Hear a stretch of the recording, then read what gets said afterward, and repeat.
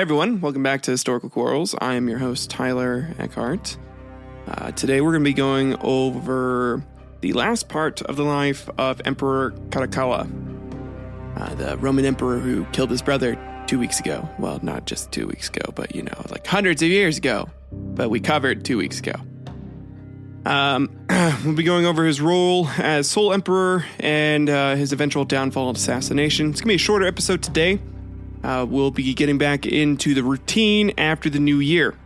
So, recording this early, trying to get everything done a little bit early so I can enjoy some time with family and friends, as I hope you all are as well. Let's go ahead and get into it.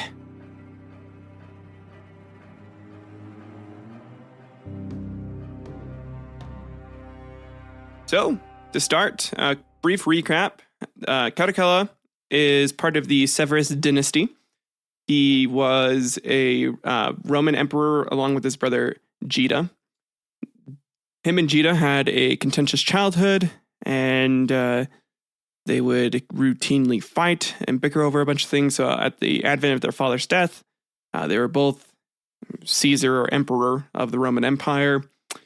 And then about a year into them co-ruling, Caracalla and Geta are planning each other's assassinations, and Caracalla's goes off first, and he's able to kill Geta. So, in 212 AD, after the death of his brother, Caracalla took a decisive step that would leave a lasting impact on the Roman Empire by issuing the Constitutio Antoniana, also known as the Edict of Caracalla. This monumental decree granted Roman citizenship to the vast majority of free inhabitants within the empire, an act that significantly altered the social and administrative landscape of Rome. The motivations and consequences of this edict are extensively discussed by ancient historians such as Cassius Dio, who in his Roman history provided an in-depth account of the period. He suggested that Caracalla's primary motivation for issuing this edict was financial rather than altruistic, because by extending citizenship, Caracalla broadened the tax base, as Roman citizens were subject to taxes that non-citizens were exempt from. So it wasn't like him being nice and, being, here you go, everyone gets to be a citizen. He's like, now everyone has to be a citizen and you all pay me some fucking money, bitches. So Dio heavily implies that this move was partly driven by Caracalla's need to raise revenue for his military campaigns and lavish spending, mostly on military campaigns that he wasn't winning. Also in 212 AD, in a move that would reflect the darker aspects of his reign, Emperor Caracalla ordered the execution of his wife, Fulvia Plautilla. The reason why he was able to do this is because his brother was no longer a rival. No one else was trying to clamor for the throne, and so he didn't need to placate fucking Plautilla anymore, Fluvia's father. And so first he initiates the banishment and persecution of her whole family. The act was not only a personal vendetta, but also a political maneuver, as described in the accounts of historians such as Cassius Dio, primarily Cassius Dio. He provided a detailed account of the incident. He describes how Caracalla's animosity towards Plautilla and her family, particularly her father Gaius, had been simmering for years. Again, the guy did not give a shit about him, cared more about his dad, and Caracalla always just felt disrespected by him. So Plautianus, once a powerful figure as the Praetorian prefect and a close ally of Caracalla's father, Septimius Severus, had fallen out of favor and was executed in 205 AD, which, he was just a victim of court intrigues and Caracalla's growing disdain for him him calling him out and, disrespecting him in his mind. So Dio notes that Caracalla's marriage to Plautilla was never a happy one, marred by mutual dislike and resentment. She would continually make fun of his penis size, saying it was just a tad too small. It was never just right. It was just, never quite did it for her.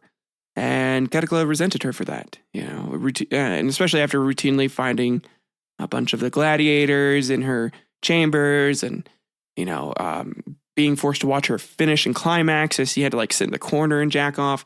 He didn't like being a cuck. He wasn't a cuck by choice. It was more of a cuck by force, and he didn't appreciate that. So, also, the marriage had been arranged by Septimus, primarily for political reasons and to strengthen ties with Plautianus. And with Plautianus gone, Plautilla and her family became very vulnerable targets for Catacalla's vengeance, and his disdain for her and partly his father for forcing him to marry her. Also, the historian Herodian comments on the event, highlighting its brutality and the climate of fear it engendered in the Roman court. Herodian portrays Caracalla as a ruler who did not hesitate to eliminate those he perceived as threats or just disliked, even if they were members of his own family. I mean, he fucking killed his brother. Of course, he didn't give a shit. So this decision to execute Plautilla and persecute her family was a very clear demonstration of his autocratic approach to rule. He wasn't going to consult senators. He wasn't going to talk to anybody else. He was going to do whatever the fuck he wanted. He was tired of being told that he had to placate to everyone else. And he had to,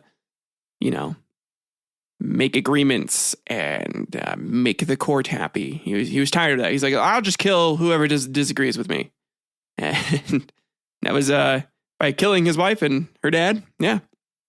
Clear sign to the Senate. So it not only removed potential rivals, but also served as a very severe warning to others in the imperial court and the Roman elite. Caracalla's reign was increasingly characterized by such acts of cruelty and paranoia as he consolidated power and eliminated opposition.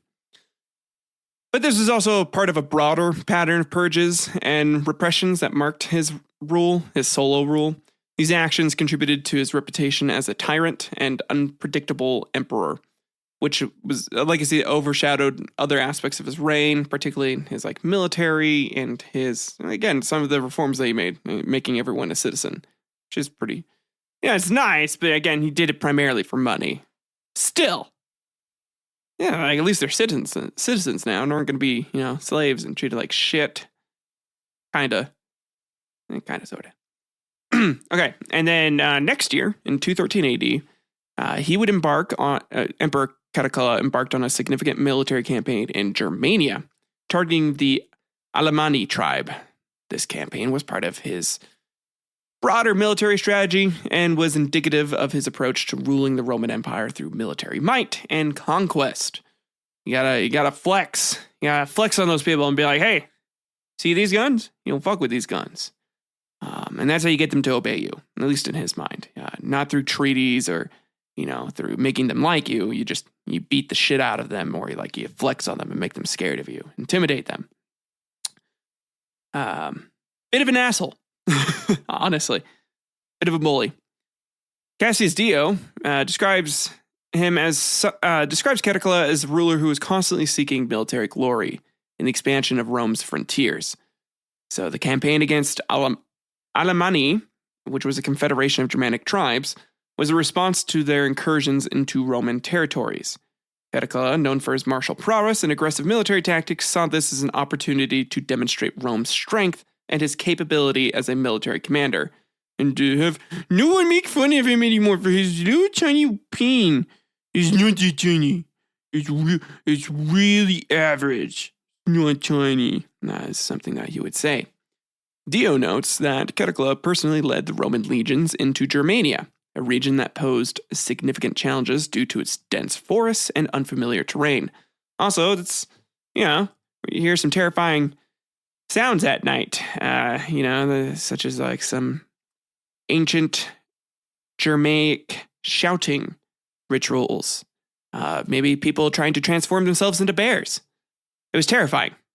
And the campaign would also involve numerous skirmishes and battles, as the Roman forces engaged with the Alemanni warriors. Caracalla's leadership in these battles was marked by both strategic acumen and willingness to engage in direct combat. He wasn't like a full-on bitch. He would actually go and fight, so, good for him. He didn't just, act all tough and then not, show up. He did show up, which is the bare minimum bar to meet, and he did that. Good for him.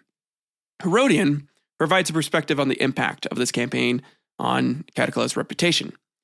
He suggests that Caracalla's success in Germania bolstered his image as a strong and effective military leader, both among the Roman army and the general populace. This was crucial for maintaining loyalty and support within the military, which is a key pillar of Caracalla's power. If he lost that, he was donezo. He was going to kick right the fuck out. He knew that.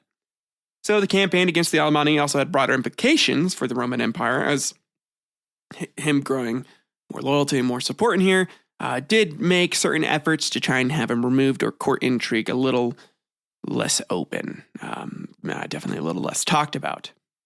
But it was also part of his efforts to secure the empire's borders and to deal with the increasing pressure from Germanic tribes. By taking the fight into Germania, Caracalla aimed to deter future incursions and to assert Roman dominance in the region, which is smart. If you have some border issues by people who keep trying to incur on it, you go in and you fucking kill them. Especially if you've done enough warnings. Be like, hey, this is the border. Don't cross into here. They may have felt like it was their land to start with, and the Romans just kind of stole it or, bought it out from under them. And yeah. So, I can understand the back and forth there and the arguments as to why they thought they could do that. But, it is what it is. So despite the challenges, the campaign was largely successful. Caracalla managed to inflict significant losses on the Alemanni and push back their advances. However, the victory was not decisive, and the threat from the Germanic tribes would continue to be a concern for the Roman Empire in the years to come.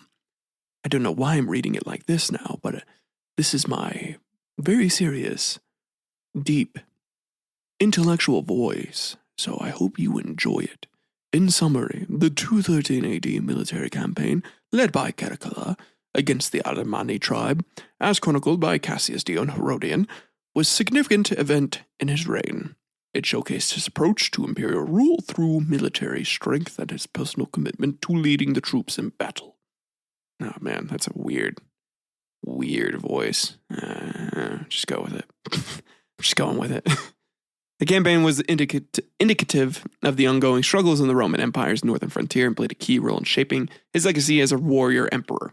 So it's kind of like the one reason he has like anything good to say about him is he did kick some German ass. So good for him. And then between 214 and 216 AD, Caracalla would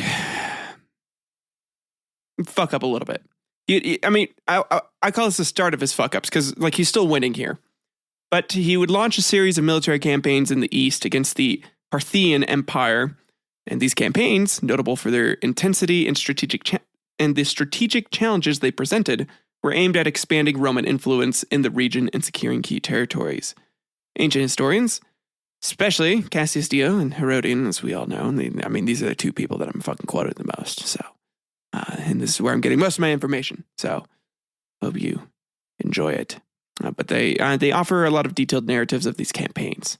And I'm not going to go heavily into it as this is more of like a life piece. And I'm just kind of trying to give brief ideas and context from the time. So Cassius Dio recounts the motivations and suggests that he was driven by a desire for more military glory and the expansion of the Roman Empire, particularly though in the Roman military glory. He saw an opportunity to exploit the internal strife and weakness of the Parthian Empire, and Caracalla's ambition was to emulate the conquests of Alexander the Great and to secure his own legacy as a great military leader. The campaign began with Caracalla's deceitful attempt to arrange a marriage alliance with the Parthian king's daughter. This proposal was merely a ruse to justify his military expedition into Parthian territory. So he was like, yeah, no, I'll marry her. Just to kind of show off and show her what she's getting, I'm just going to bring some troops. Okay? I just want you guys to see, she's going to be with a strong guy who leads an army. She's going to get like a warrior.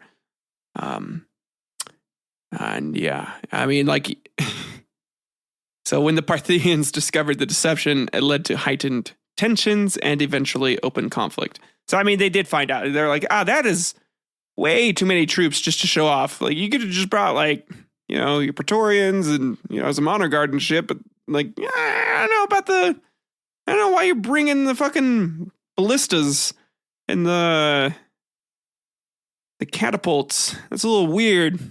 It's like when you're playing Civ with your buddies and you're like, listen, I'm just moving my troops. And then like all of a sudden you've surrounded like one of their cities with just like a shit ton of catapults. And you're like, yeah, no, they're just moving through the territory.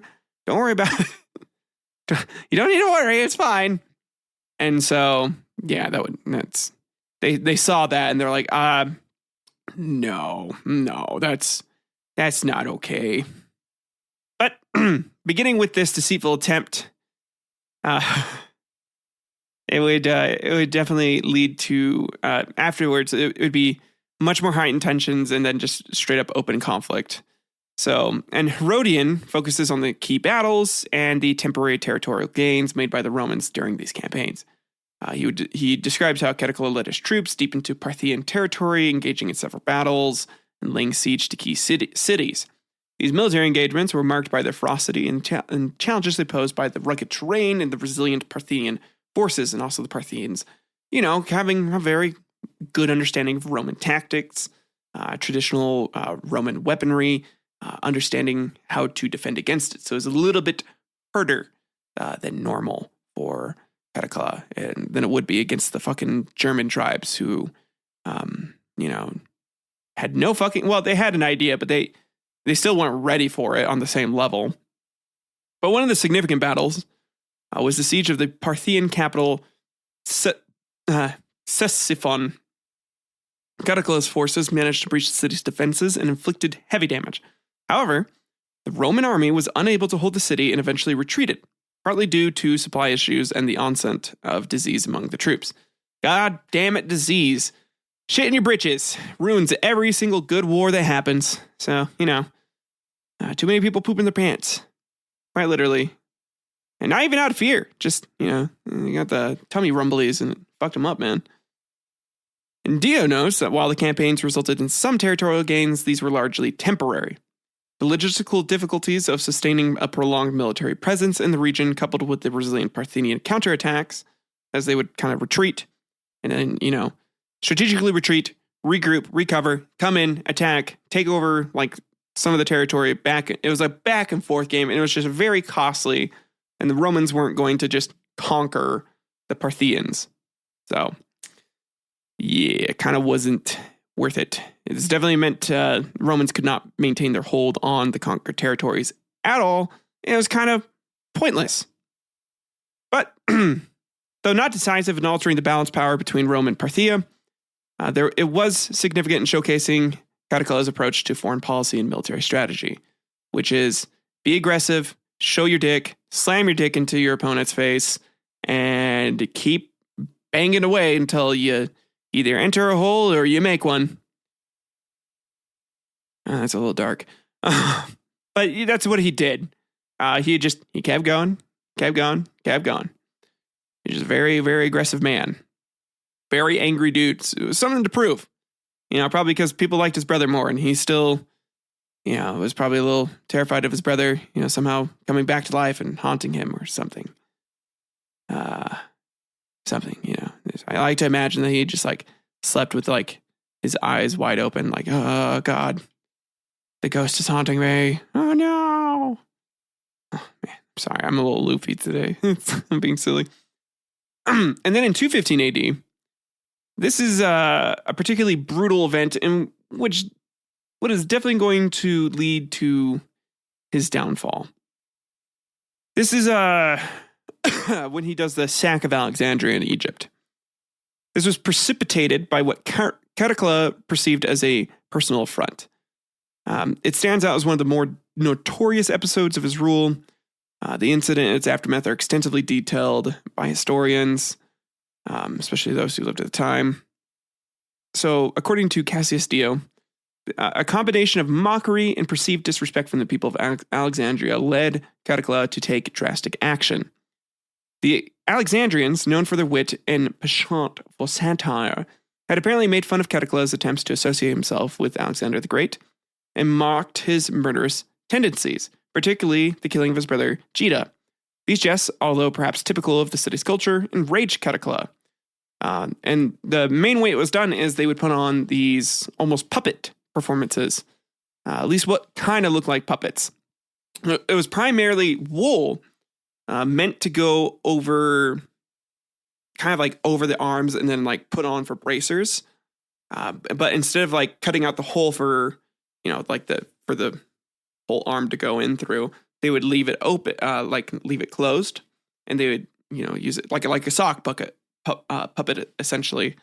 And there's actually a surviving record of the play itself that pissed off Caracalla and, made him hear about their mocking. And so I found that, and I'll go ahead and play some of the parts for you, and I'll read it out. I'll read out what it says. I, the great Emperor Caracalla, declare that we shall march upon the Parthians and take it out of their cities. And I, everyone's favorite Emperor Geta, think that is an idea to be as loved as your wife loves you, brother. No one asked for, your opinion? Geta, get this the fuck out of here.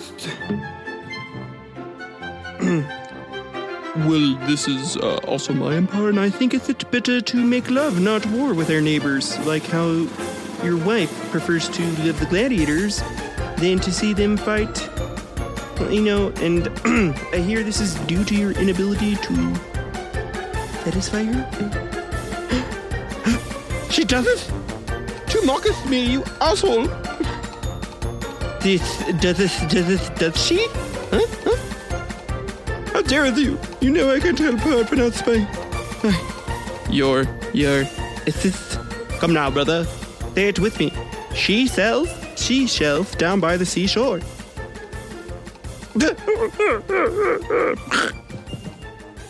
Now this bit is not working out as well as I thought it was going to. I was trying to do like a big old sock.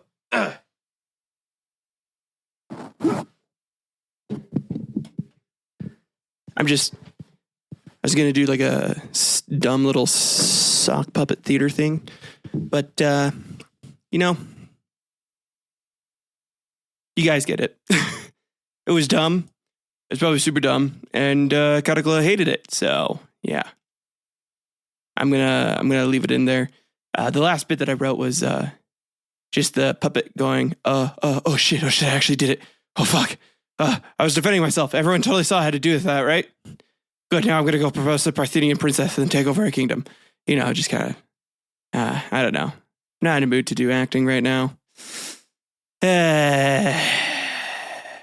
Whatever. It's cringy. I don't give a shit. Okay. Herodian's account compliments Dio's by describing how Caracalla deceitfully pretended to overlook the insult and visited Alexandria, claiming to be interested in its renowned cultural and educational institutions. However, this visit was a ruse to catch the city off guard. Once in Alexandria, Caracalla unleashed his troops upon the unsuspecting populace in a brutal display of vengeance. And nobody was fucking spared. I'm talking just regular-ass citizens. Women and children slaughtered. Dio vividly recounts the sack in the city, detailing the indiscriminate slaughter of its inhabitants, including the women and children. The Roman soldiers, under Caracalla's orders, were given free rein to kill, loot, and destroy. Lots of that went on. They sacked the place. The streets of Alexandria, which was once a bustling city with activity, were turned into scenes of carnage and despair. I'm talking like guts splattered on the road, just openly. Women getting, and kids just getting beheaded. Like, it was real fucked up, man. Yeah, brutal. And this sack had far-reaching consequences for him. Apart from the immediate loss of life and destruction, it sent a very chilling message across the empire about the consequences of defying or mocking the emperor. And Caracalla's actions in Alexandria revealed a ruler who would not tolerate dissent or disrespect, and who was willing to employ extreme measures to assert his authority. This significantly damaged his reputation, however. Alexandria had been one of the most important cultural and economic centers of the Mediterranean world, and its brutal treatment alienated many throughout the empire.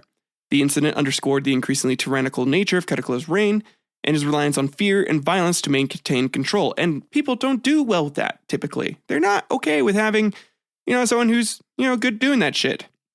And especially back then when Roman citizens were treated fairly well, like, it felt like they at the very least had a choice, especially the senators and the elite. Definitely felt like they had a choice in emperor and were more than willing to take out people, to say. And the final straw that pisses off the elite, apart from the brutally murdering of women and children and just like being okay with, that happening in Alexandria, the thing that sent everyone over edge was in 216 AD, he married Aquilia Severa, who was a Vestal virgin. That's right. He married a virgin. Fucking bastard. How dare he? This act, however, is kind of a big deal for culturally. It violated one of ancient Rome's most sacred religious traditions. It's extensively documented by the historians who express astonishment and disapproval of his actions here. The Vestal virgins were priestesses of Vesta, who is the goddess of the hearth, and were bound by a vow of chastity for 30 years. This vow was considered sacred, and its violation was believed to bring divine wrath upon Rome. So, by him doing this, everyone was like, oh shit, we're going to die now because this asshole just pissed off the gods. So by marrying Aquila Severa, Caracalla not only broke this religious taboo, but also challenged the long-established norms and values of Roman society. Again, he hated being told no. Caracalla, if he gets told no, it pisses him off and makes it so he wants to do it even more. Dio suggests that Caracalla justified this marriage by claiming he was following a divine command to produce royal offspring with a Vestal virgin, thereby ensuring the prosperity of Rome. However, this rationale was met with skepticism and did little to quell the outrage among the Roman populace and the elite. So he basically went with God told me it was cool. The cult leader route and being like, yeah, no, God told me I need to marry this lady and she needs to have my kids. Because that's they're going to lead all of us in the future. Goddamn. Herodian's account highlights the scandalous nature of the marriage. He describes the public's reaction of one as shock and dismay, noting that the marriage was seen as an affront to the Roman religious traditions and an example of Caracalla's disregard for societal norms and laws. This marriage was also politically significant. His decision to flout religious conventions can be seen as an assertion of his absolute power and autonomy as emperor. It was no longer the Roman Empire, it was the Roman cult, and he was its fucking leader. It demonstrated his belief that his authority extended over both the secular and religious spheres of Roman life. Herodian points out that the marriage did not produce any known offspring, and it did not last long. Nevertheless, the act had lasting repercussions on his reputation. It reinforced his image as unpredictable, and a little bit too chaotic. So people are becoming, a little more pissed off here and a little more willing to take care of some problems, and him being the biggest problem that they need to take care of, if you catch my drift, and the old-timey take care of an issue here. Also in 216 AD, we have the construction of a couple of baths that Caracalla had overseen. So the construction of the baths in Rome, of the baths of Caracalla in Rome, were some of the largest and most luxurious of its kind in the ancient world. It's also a testament to his spending, and also, again, pissing more people off because he's spending money on something that isn't necessary. However, the baths of Caracalla are an architectural marvel, as they are huge in scale, in their opulence and their design. Again, by Roman historian standards, this is, it was crazy. There was also libraries, lecture rooms, and gardens in the baths. It was a center of leisure and cultural activity in Rome for a while. These baths were also part of his Caracalla's effort to gain popularity among the Roman people, and to showcase the wealth and power of his regime. Also, again, to kind of, make them forget that he killed his brother. Because he started construction in 212 AD, right after he killed his brother, and it finishes in 216 AD. But moving on from that, so after that's all happened, and he pissed off people by marrying the Vestal virgin, he brutally sacked Alexandria, but who gives a shit? about that. Yeah, more important that he, pissed off the gods. Emperor Caracalla prepared to renew his military campaign against the Parthians in 217 AD. This was a move that reflected his ongoing commitment to expanding Roman influence in the East and his personal quest for military glory. He was like, I'm not leaving it unconquered, bitches. This campaign, coming after his earlier ventures against the Parthians and his significant but brutal actions in Germania and Egypt, was another chapter in his militaristic approach to foreign policy. Ancient historians, particularly Cassius Dio and Herodian, provide insights into the motivations and context of this renewed campaign. Cassius Dio would mention, notes that Caracalla's renewed interest in the East was partly driven by the desire to emulate the conquest of Alexander the Great. Caracalla admired Alexander and sought to replicate his successes by expanding Roman territory in the Parthian Empire. And Dio would suggest that Caracalla's ambition was not only to secure Roman borders, but to enhance his reputation as a military conqueror. He wanted to be on the same level of Alexander the Great. But too bad the dude wasn't fucking great. He was kind of just a dick. And Herodian comments on the strategic aspects of the campaign, points out that the Parthian Empire, though weakened by internal strife and previous conflicts with Rome, still represented a significant challenge. And Caracalla's preparations for the campaign involved mobilizing a large force and securing supply lines this time for what was expected to be a very prolonged military engagement. Because he was like, okay, I'm not going to fuck up and not be able to keep a territory anymore. We're going to make sure we have supplies out there. We're going to keep those supplies coming in. So the preparations for the campaign against the Parthians also reflected Caracalla's approach to governance overall. And I feel like this is very emblematic of like who he was as a ruler, which is flashy, opulent, and just a big show off. Like a big, that guy in high school who's on like the football team and thinks he's like hot shit. But then once he gets into college, like everyone else that thought they were hot shit is also playing. And so he's not actually that much of like hot shit anymore and doesn't really go anywhere after college and actually just gets kicked off the team. He's kind of like that guy. That's who Caracalla was. He was a dumb football jock who couldn't get over himself and thought that he had to conquer everything to get everyone to love him and respect him, because that was the only way that he got daddy's love was through fighting. But also preparing to do this, people were like, can we please not? Because we just spent a lot of money on doing that, not even fucking 2 years ago, not even really like a year ago. And they didn't finish until like a year ago. And then 217 he was getting ready to do again. They weren't making that much money to do it.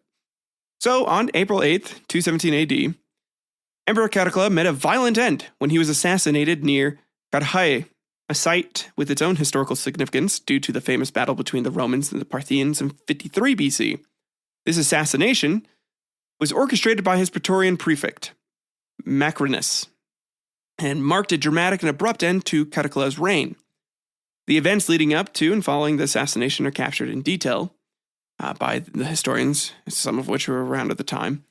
Cassius Dio's account describes the circumstances. Caracalla was near Caracalla, continuing his campaign against the Parthians, and the assassination was carefully planned and executed by a disgruntled soldier who was a part of a wider conspiracy led by Macrinus. Macrinus, who had served Caracalla loyally, but had grown fearful of the emperor's increasing paranoia and erratic behavior, saw the assassination as a means to secure his own position and potentially seize power. It was just power play, really. And emperors being paranoid, fucking normal for that time. I'd be paranoid. I think everyone's coming after me if I was the emperor of Roman Empire, because again, it's a lot of power. People can seize that shit if they have the means to. However, Herodian's narrative complements Dio's account, offering insights into the broader context of the assassination. He suggests that Caracalla's tyrannical rule, marked by frequent purges and ruthless suppression of dissent, had alienated many in the Roman elite, including those in his inner circle. So Macrinus, sensing the growing discontent and fearing for his safety, decided to act. Like he's like, I have to kill him now before I'm killed, basically. Kind of a do or die moment here. And he's like, well, if I become emperor because of it, fuck it. It was very sudden and brutal. So according to Dio, the emperor was caught off guard and was unable to defend himself. He essentially gets jumped, like a street gang, and he gets stomped to death by this disgruntled soldier who's pissed off at him. His death was a stark reminder of the precarious nature of power in Rome, where emperors often face threats not only from external enemies, but also from within their own ranks. And the aftermath of the assassination was marked by a bunch of confusion and a swift transfer of power. Macrinus moved quickly to consolidate his position, declaring himself emperor. And the transition was relatively smooth, partly due to the military and Senate's weariness of Catacala's unpredictable and often violent rule. They were like, oh, finally.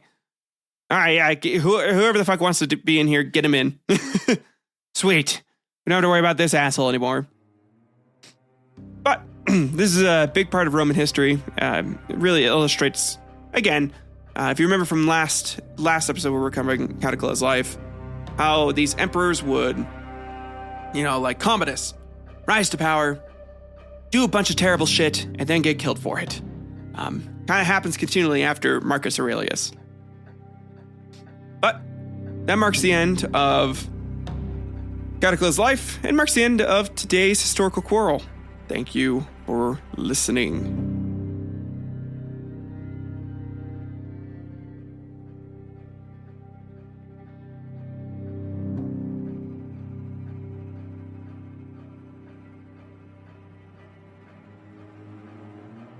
All right, everyone, welcome to the end part of today's episode. Happy New Year, everyone. Glad you all were here. Sorry that sock puppet part was kind of cringy. I didn't really plan like a special bit for the episode, and I felt like I had to do something. So hopefully the editing that I do and like some of the music that I add to it makes it bearable. But I was like, yeah, I can do it. And then I got to do it and I was like, I'm not in the mood. Because I probably could be like, or like, how are you doing? And like done like some Muppet voices like, Kermit the Frog here. Here's Geta. You're a dumbass, Catacala. I don't know. Could have done something like that.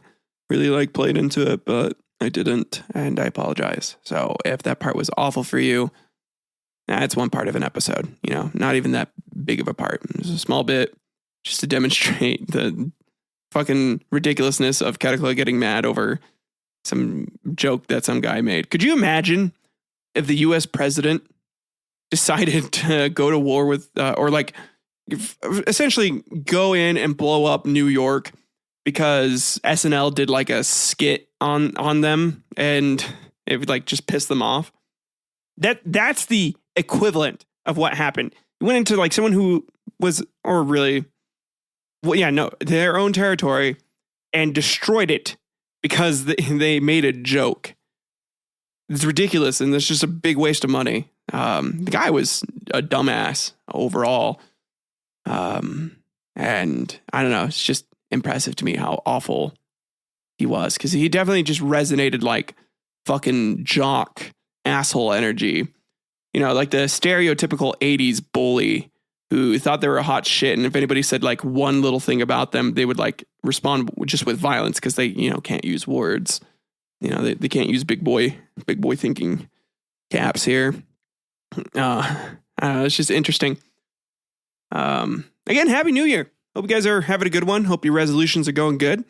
My resolution for this year is number one, hopefully my board game goes to like a full launch. I want to do that before the end of the year. That'd be really cool if I could start a Kickstarter for it and move towards like getting it into people's hands. If not, I understand that it takes time because I still have to do a bunch of like, what's it called? Blind testing, where essentially just like have the game out, have the pieces, and in my case, pieces and cards, and then people play the game and you see if they can play it just without even having a rule book. Sounds crazy to me, but how it is. Another resolution is to, and I know I'm drinking soda. It's a ginger ale though, so non-branded, no specific branding here, because oh gosh, not getting sponsored for this episode. been on a bit of a downward trend, which is fine. I think people have noticed that the episode's been kind of slipping a little bit. Part of that is due to the holidays. The other part of that is just due to the fact that I haven't had as much time with work and with my wife being in school and then me needing to be more present for my family. And, that happens. And that's more than fine. I'm glad to do this. She's giving me plenty of time to record right now, and I'm super appreciative of it. So, however, I do also want to put in a bunch more work into the show. Like I said at the last episode. Oh, speaking of which, no one has won the game yet. No one's guessed what it is. I think I'll let it run one more week, and then I'll reveal to you what it was. What I was copying. I thought it was kind of obvious. I guess not. I don't know. Maybe, I guess if people just don't know what it is, they don't know what it is. But I'll reveal it next week, what the story was, or like what I was essentially retelling in that format, but with different names and different people. But yeah, it's been an interesting one. If you guys appreciated what the show is, if you appreciated today's episode, if you feel like added value or something, please like, share, leave a review. Let me know what I can do better. I'm always looking for ways to improve. I'm not above, people's criticisms. Hopefully I've demonstrated that. I feel like I've responded to criticism and been like, okay, I understand. And I've tried to do better about it, or tried to do, other things. So it's, especially if you listen to the show. I mean, like if you listen to the show and you have like feedback you want to give, that's helpful. But I mean, if you listen to like 1 or 2 minutes and you don't listen to the whole thing, sometimes I'm like, it's like when like a critic gives a review on a movie and you know for a fact that they didn't watch the whole thing. Because like you can tell like they are complaining about something that clearly gets handled or is taken care of in like a good way later on in the movie. And then like they later admit that like I didn't watch it. I just saw like this part. It's like, but watch the whole movie so you can have like the whole context. I don't know. And stuff bugs me. Just a little bit. So if you are going to criticize, just please listen to the whole thing and then just kind of let me know what didn't work, and what maybe what did work, or like if the whole thing was just shit, then it's just shit, then it's not for you. I guess like at all, because at that point I feel like it's just like you just don't like me, and that's fine. No, you don't have to like me. I don't know. I feel like there's some parts that are good of this show. I feel like I do some good. Do a little research and work on it. Jeez. No. Well, I mean I do, but no, I don't. No. If I'm asking for feedback, I'm asking for feedback. So that's all. That's it. I'm not gonna just like say, be like, oh, don't hurt my feelings. Like, no, hurt my feelings. Hurt my feelings so that way I can get better. But I don't know. I hope you guys are doing good. Hope you guys are having a good time. A lot of fun for the holidays. I know I am. I'm planning on spending time tomorrow with friends, and tonight with family and friends. So it's gonna be good. If you guys are struggling with anything, reach out, talk to someone. You can talk to me. If you're having a hard time, I'll respond. So just know that people care about you. Know that you're loved, and you guys have a great new year. Love you all. Bye.